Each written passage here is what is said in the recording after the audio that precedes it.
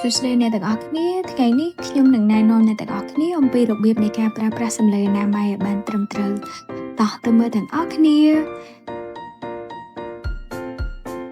ជាដំបូងអ្វីដែលយើងត្រូវការគឺសម្លេងអនាម័យមួយបន្ទះ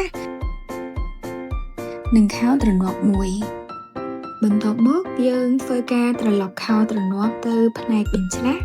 ហើយយើងអាចចាប់ផ្ដើមបកស្កុតដែលមាននៅលើសម្លេងអនាម័យបែបនេះបន្ទាប់មកយើងអាចធ្វើការបកក្រដាសដែលបិទនៅលើផ្នែកស្អិតនៃផ្នែកខាងក្រោយរបស់សម្លេងអនាម័យក៏ដូចជាស្លាបនៃសម្លេងអនាម័យបន្ទាប់មកយើងយកផ្នែកដែលមានសភាពស្អិតទៅបិទនឹងផ្នែកខាងក្រោមនៃខោទ្រនាប់ឲ្យជាប់បែបនេះមិនតែប៉ុណ្ណោះកុំភ្លេចយកផ្នែកដែលមានសភាពស្អិតរបស់ស្លាបនៃសម្លេងអនាម័យដើម្បីបិទទៅនឹងផ្នែកខាងក្រោមនៃខោទ្រនាប់ផងដែរដែលនេះគឺដើម្បីការពារកុំឲ្យមានការលេចធ្លាយនិងការធ្វើចលនា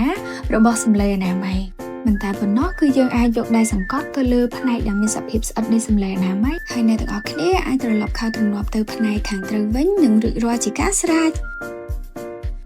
ឈប់អ្នកទាំងអស់គ្នាដឹងទេថានៅពេលដែលយើងប្រើប្រាស់សម្លេងអនាម័យរួចយើងក៏មានតួនាទីនៅក្នុងការទុកដាក់សម្លេងអនាម័យទាំងនោះឲ្យបានត្រឹមត្រូវផងដែរដូច្នេះនៅពេលដែលយើងប្រើប្រាស់រួចអ្នកទាំងអស់គ្នាត្រូវរុំឲ្យបានល្អ